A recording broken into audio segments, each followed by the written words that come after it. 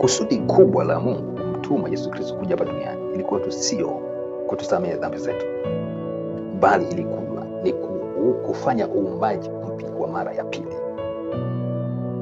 Kristo alipokufa pale msalabani na kuzikwa, ilikuwa ni mbegu iliyopandwa.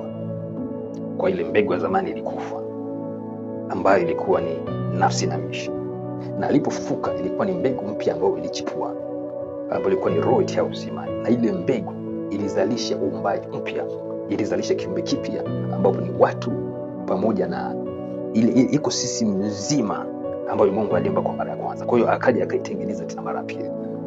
Lakini ukifuatilia kwa makini unaweza kukuta kitu kiongelewi sana.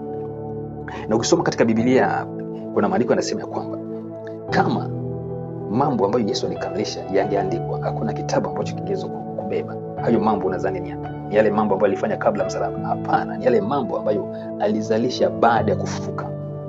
Maisha utukufu ambayo Yesu alikuja nayo baada ya kufufuka, ambayo Mungu aliyatengeneza au aliyaumba kwa mara pili baada ya Yesu kumshinda msalaba na kufufuka.